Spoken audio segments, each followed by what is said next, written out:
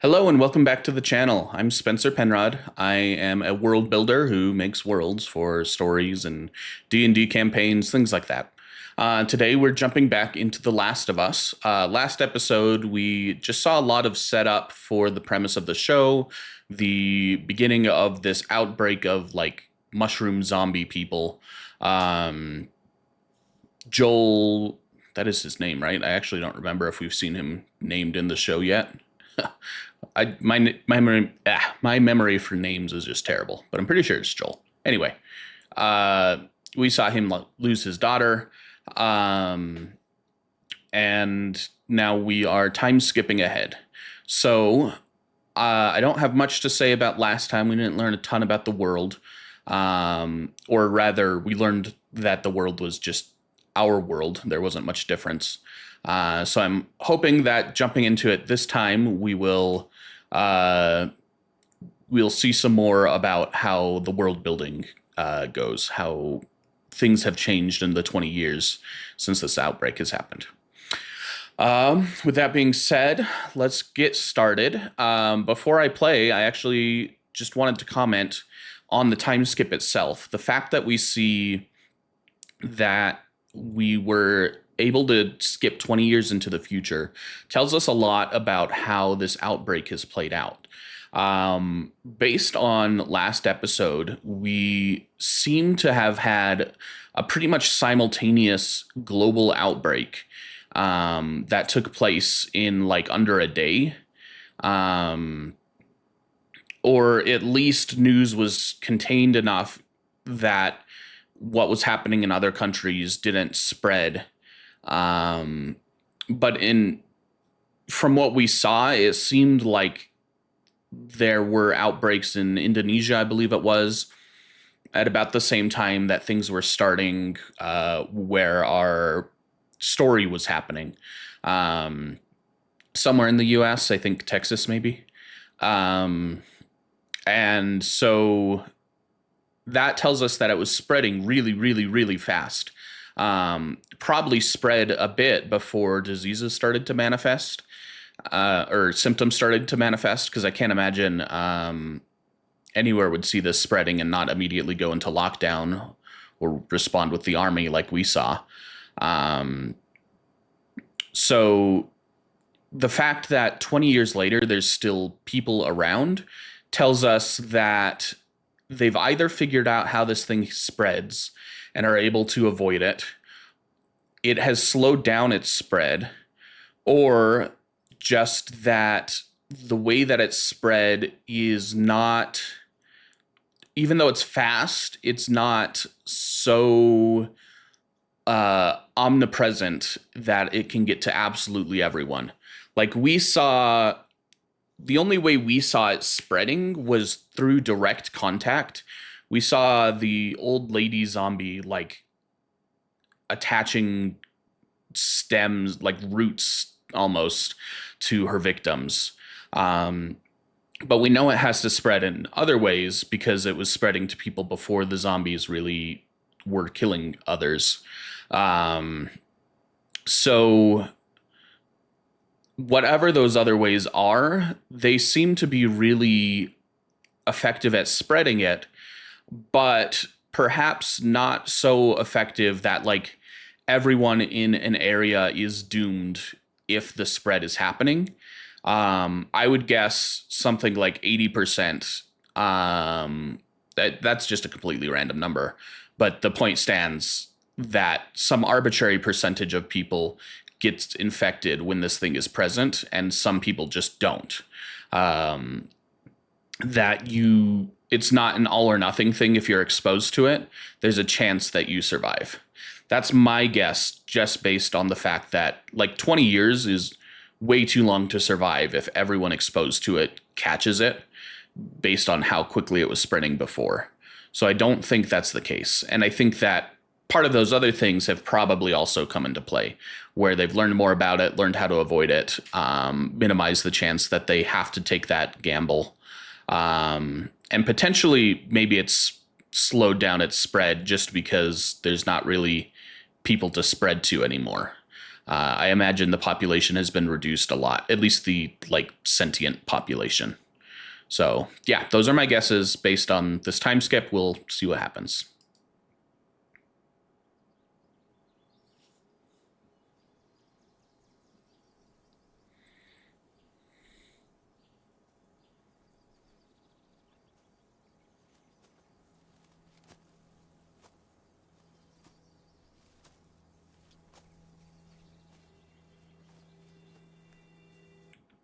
Okay, so another thing of note here. This is 20 years later, but this is a child. I am bad at determining age, but definitely under 20. Um, and yet they are wearing manufactured clothing, which tells us either that somehow factories are still operating and clothing is being manufactured similarly to how it is in our world right now, or it tells us that there's enough of a stockpile of common necessities like clothing that looters can recover it from what existed 20 years ago, and that it just hasn't run out. For children's clothing in particular, I imagine that there is not a lot of demand. They're going to be really vulnerable. People aren't going to want to have kids as much when they're in like this hellscape zombie infested apocalypse. So it makes sense that they would need to, or they were able to preserve that for 20 years a little bit. But I'm interested to see what kind of clothes other people wear. Because if people are still wearing modern clothing, then I'm guessing factories can't operate.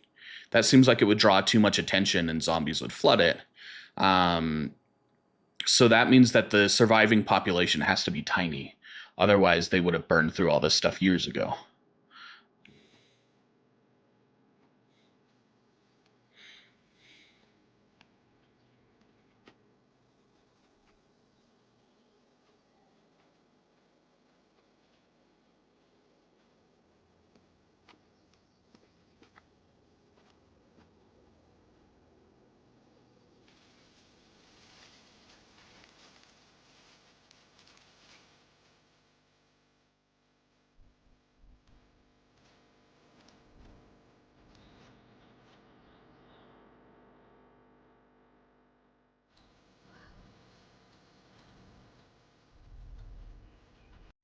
So we're seeing Boston in a really ruined, abandoned state.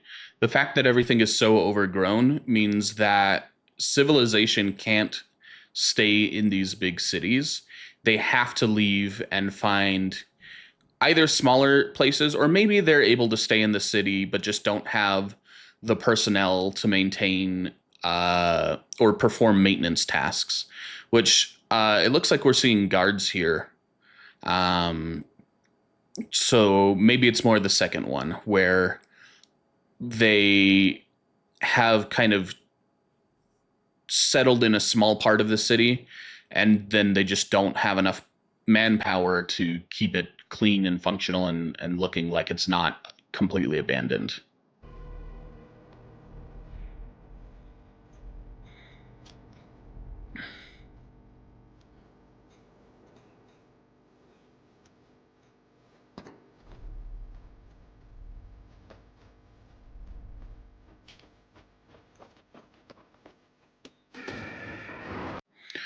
It's also nice to note that they're not just shooting random children anymore.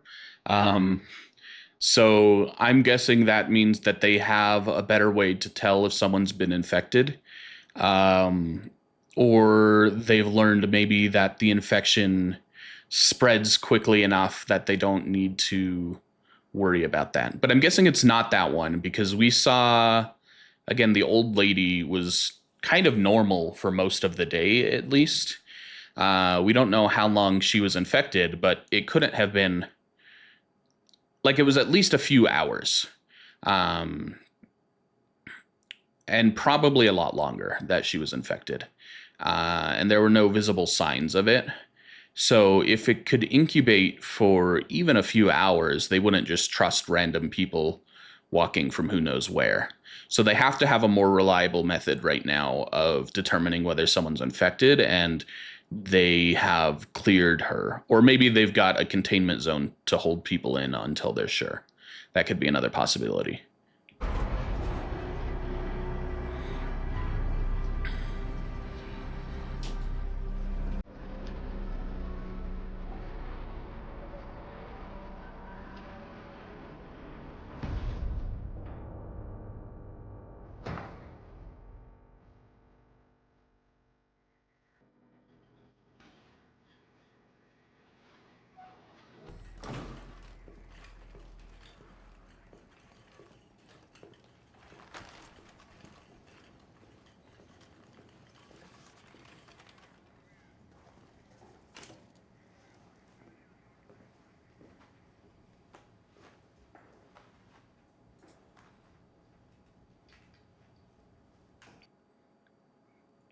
Oh, that's interesting.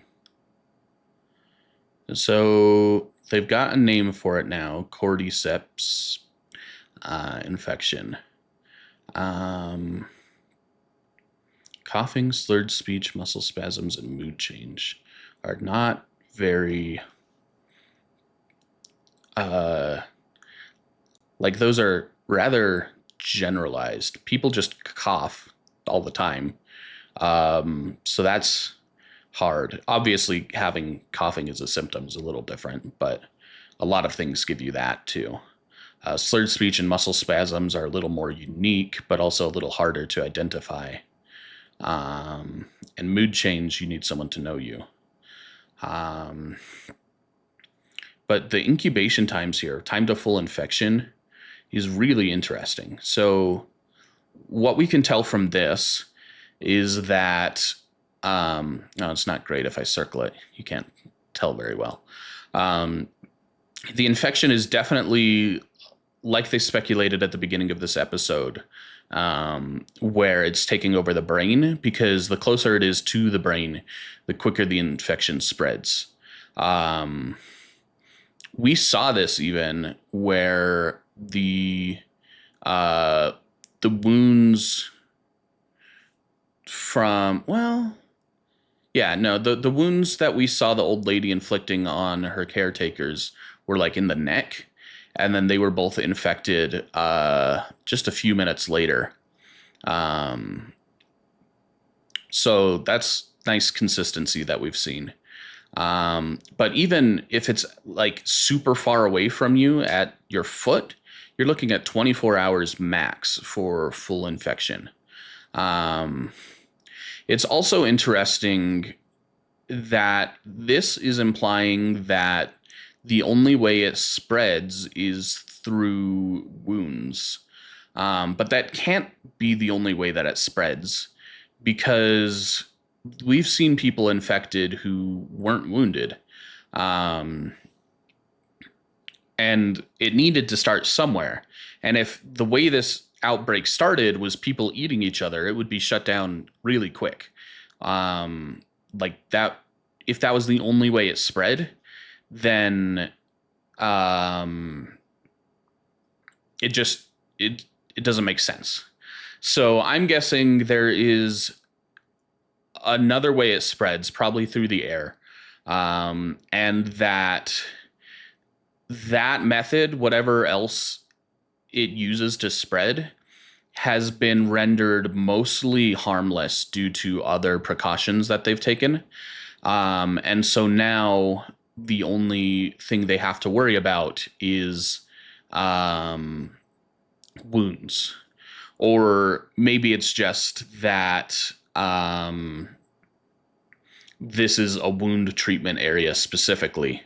And so that's why they care about this. Another thing to note, though, is so both of these are produced by FEDRA, the Federal Disaster Response Agency.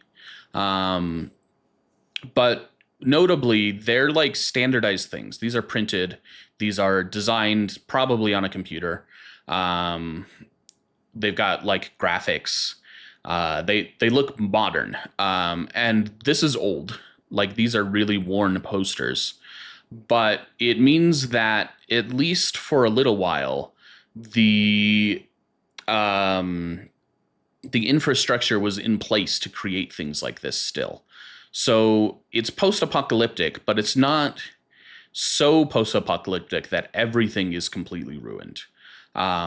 Or if it has gotten to that state, then for a while at least it wasn't there. I guess we haven't seen anything really clean and shiny that looks like it was newly produced. Um, Although the guards were all in a standard armor or outfit, and they seemed newish. So that implies textile manufacturing still, um, just like the kids' clothing. So, yeah, I think there's probably some way that they've managed to preserve critical infrastructure. Maybe trade is hard because travel would be really hard with zombies everywhere.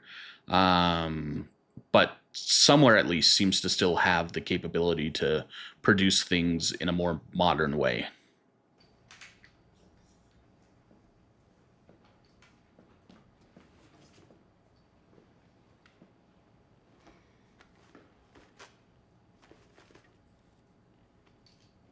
We don't want you falling out of the chair.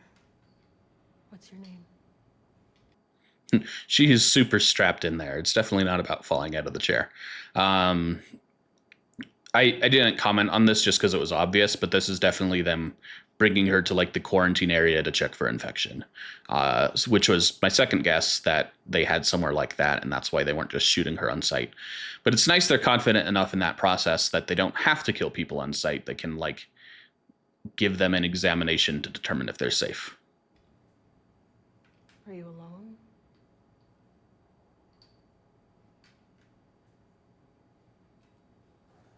And, how did you get this? There's gonna be a little tickle right here.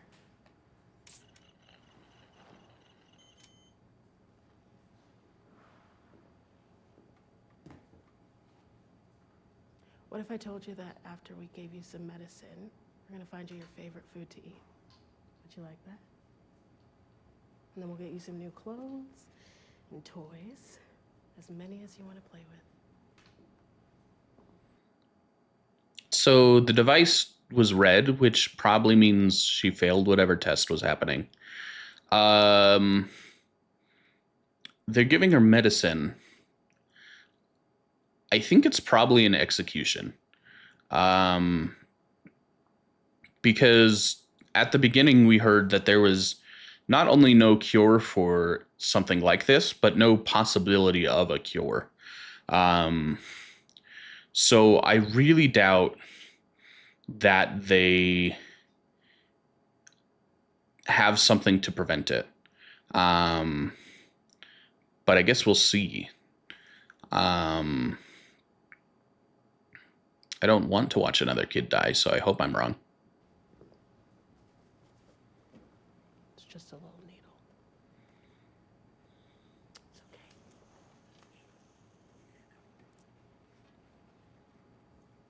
You're safe.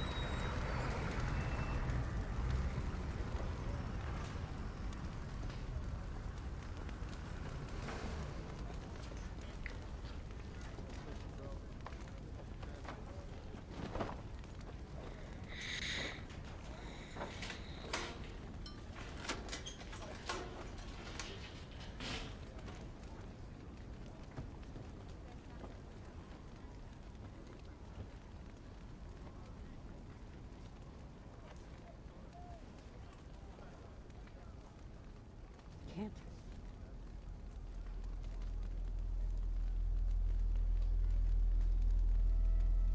Yep. So I was right about that. She's still tied up though. So two things stand out to me here. One of them is the mass grave cremation thing going on. Um, and then the other is the fact that she's tied up. So they are either not killing them directly or they are killing them, and that's not enough to stop this infection from taking them over as puppets. Um, that said, it looks like a really flimsy way to tie someone up if you're worried about them coming back as a zombie, especially since these zombies seem to possess some kind of superhuman ability, strength, and resilience at least. So maybe they're not worried about the dead coming back as zombies, but they're definitely worried about the dead spreading the infection. Um, so if the only way to spread the infection is through wounds, then this doesn't make sense unless they really can come back from the dead as zombies. Um, but if there is some other way, like maybe they start releasing spores as they decompose, then those spores could infect other people.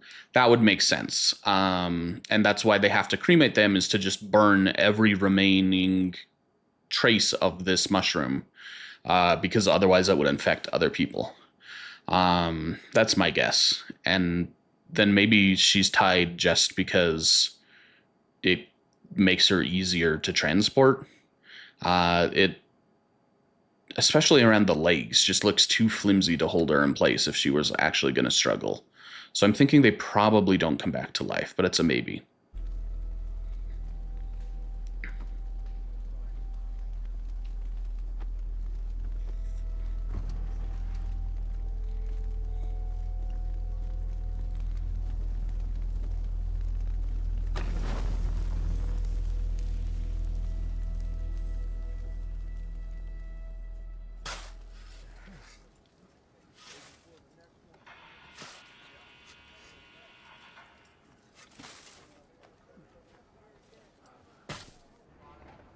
Then.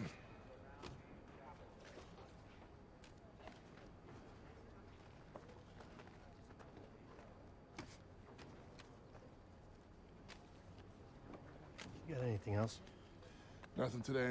Tomorrow we got street sweeping or sewer maintenance. Which pays more? That'd be the one with the shit.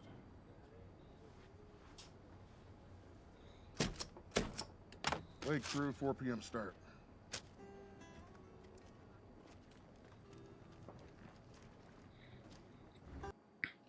He's so dead inside now.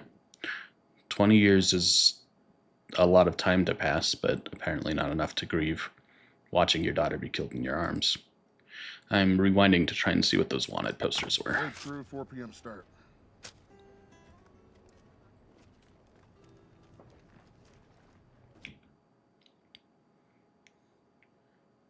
Something in Lisa. That's a missing poster. These look like they are using old currency. Like I'm seeing $30,000 on that reward poster. But that can't be right because they're not using dollars. I mean, maybe they've just co-opted the sign, but 30,000 seems ridiculously high when they're being paid like $10 for presumably a day of working, throwing bodies into the fire and cleaning up after that. So I'm thinking these are left over from before things collapsed more. And they're not terribly relevant. I don't know why they would be left up that long. But the alternative is that people can make a lot of money doing whatever these things are. I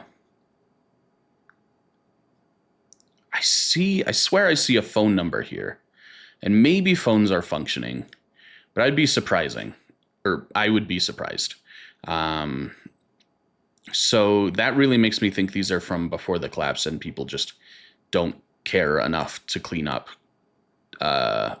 stuff like this.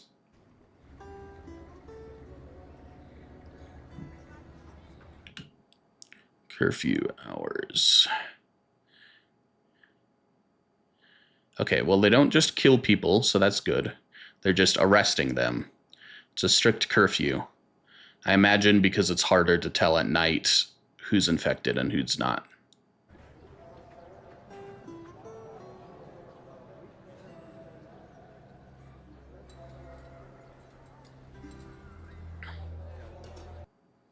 Shoelaces, one ration card each. Okay. I wonder if... No, they didn't look like cards. That's not what they're getting paid in, so that must be something else. It's notable that we see these guards watching over the city with, like, guns poised to shoot down into the crowds. So it seems like even with all the precautions they're taking, they still expect outbreaks to happen and need to be ready to immediately put them down. And they're just always vigilant for that. Which again is hinting at things spreading through means other than wounds, I would think. Or they just don't trust people to report wounds on themselves because they know they will be killed. Yeah, I don't know.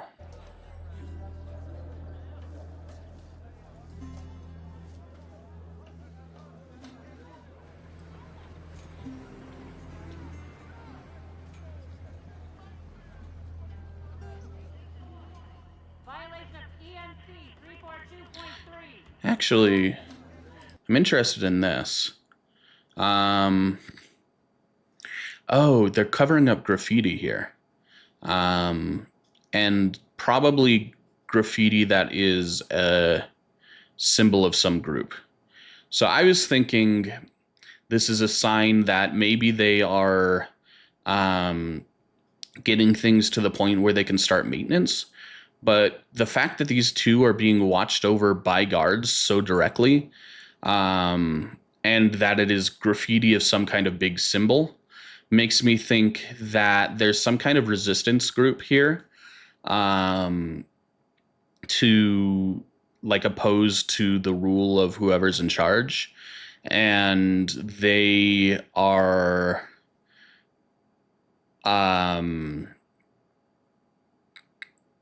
they're just so poorly regarded that it needs to be covered up. And that's the only reason they're busting at the paint and actually taking care of things, is because there's so much meaning associated with the symbol.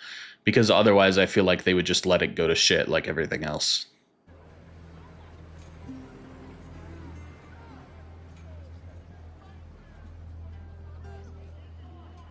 Violation of ENC 342.3.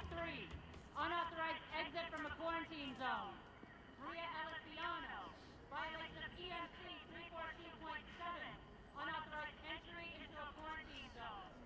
Each of you have been tried in a military court of justice, and each of you having been found guilty by the court-martial panel, and with a sentence of death by execution as empowered under the ENCA. Okay, so two notable things here are that they seem to be under martial law. Not surprising given how many armed personnel we see overseeing everything. But it does mean that it's probably directly military law instead of just someone with a big military force. The second thing is that they have, like, codified laws that are still functioning. And they are, like, following them despite the chaos, which means that there's probably actually a pretty good what's the word? A pretty good structure going on here. Maybe not, like, good in the sense that it's happy or nice to live under, but good in the sense that it is solid and reliable, because the people are able to trust that there are laws, and if they don't follow them, there's punishments. I guess the third thing I noticed is public executions. Um, from what I understand, the reason that those were popular was largely entertainment. Um, there's some aspect of it that is like executing people in public is a deterrent because it makes other people think they'll be executed. But from what I understand, it's not very effective at that because people don't care how harsh a punishment is. They care how likely they are to be caught doing a crime.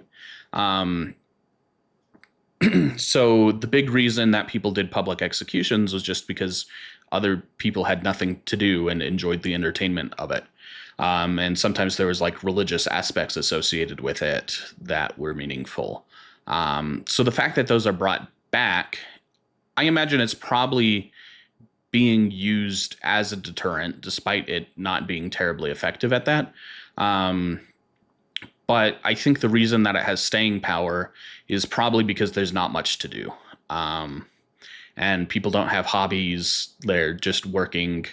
And this is like a macabre form of something that they can do to fill in the emptiness of their lives, is watch people be executed.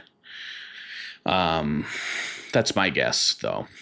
It's also interesting that the laws we see being violated are entering and leaving without permission.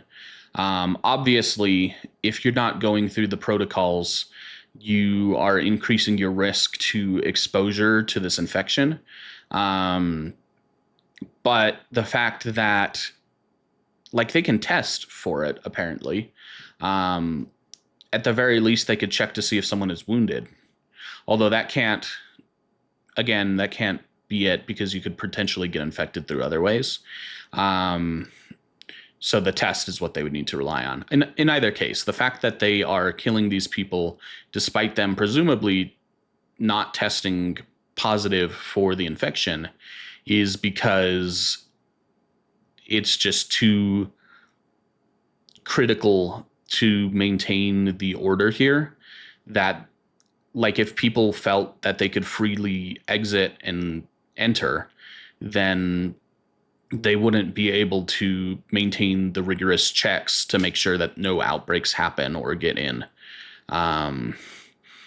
So it's probably less that those are individually dangerous crimes as much as they are societally dangerous ones. And if they started to catch on, then people would, like, the society would devolve into a state where it couldn't be monitored, couldn't be protected, things like that. Article 1, Section 5.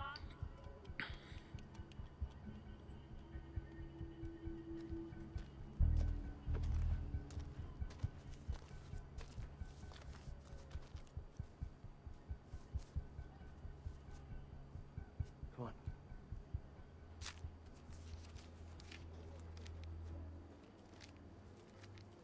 Or I could just shoot you. Yeah, but then what would you do?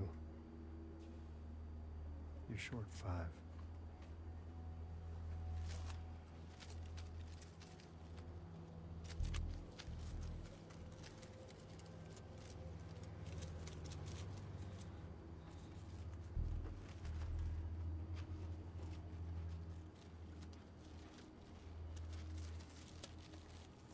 Oxy? Hydro. How old? 3 months. From Atlanta? I don't know where he gets them from. I just know they're real. It's real, it's from Atlanta. I just got a factory down there in the QZ. Supposedly only makes 2 things. Pills and bullets.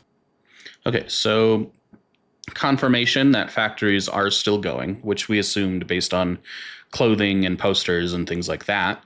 Bullets make sense too. I didn't think of that because we haven't seen bullets, but we've seen lots of guns, and the bullets would need to come from somewhere.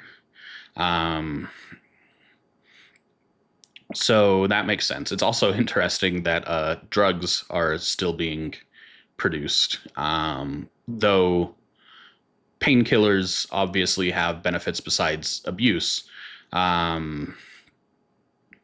It's interesting that they are still manufactured enough to be leaked out and sold for abusive purposes. Bullets and pills. Well, the more you shoot people, the harder it is to sleep, I guess. Oh, you guess? You want them or not.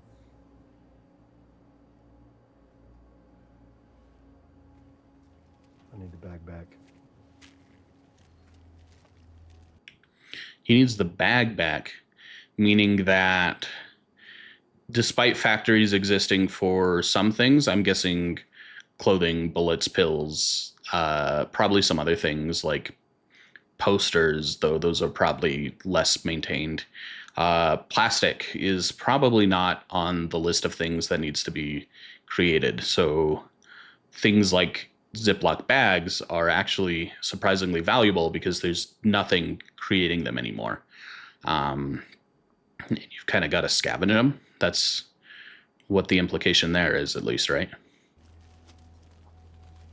How we doing with the vehicle? All set? Set to get one last guy in the depot to buy in. Okay, how much? 4 of them on that shit, plus me. 600 total. Look, those trucks are shit heaped for a reason. And they don't have any batteries. I know. I can see about 200 for the other guys. 200 for you. Deal. Hey, do yourself a favor. Stay off the streets for the next few nights. Fucking Firefly's been blowing shit up all week. 2 of our guys got shot this morning. Boss has got us working down. Fireflies are probably the group associated with that symbol we saw sprayed on, because that looked kind of like a firefly.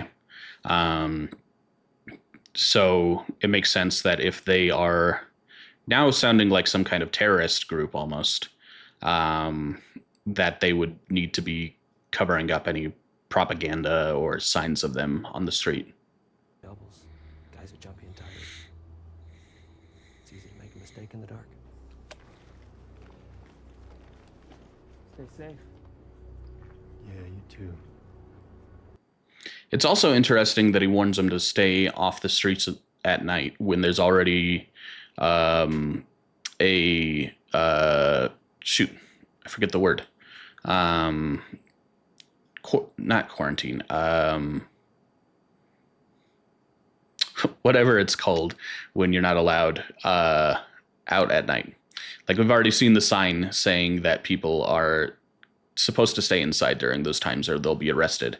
So the fact that he's warning him again means that he knows that Joel here doesn't follow that.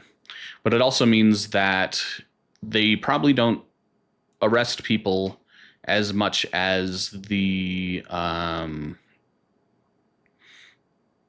my gosh, why can't I remember the word?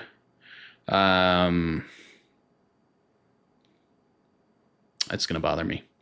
As much as the sign implied. And they're also saying that they are shooting people instead of arresting them, because of the danger that the Fireflies are presenting. So that's in direct contradiction to the sign. But I guess it makes sense that things would escalate and they wouldn't necessarily update all their signs because of it. State your name, slowly. Veronica.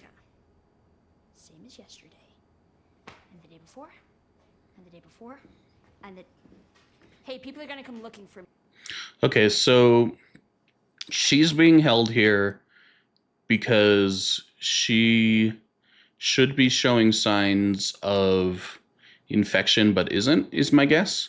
They were checking for slurred speech, which she didn't have, and muscle spasms, which is why they had her hold out her arm, right? They've got her chained up in case she turns, and she hasn't, and she's been here for days, which is way longer than the incubation period, no matter where she was bit. So my guess is these are people who found someone who should be turning but isn't, and they're trying to figure out what's going on,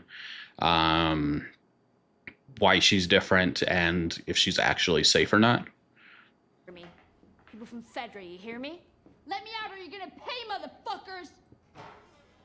I'm not supposed to be here! Okay, so it's Firefly keeping her captive.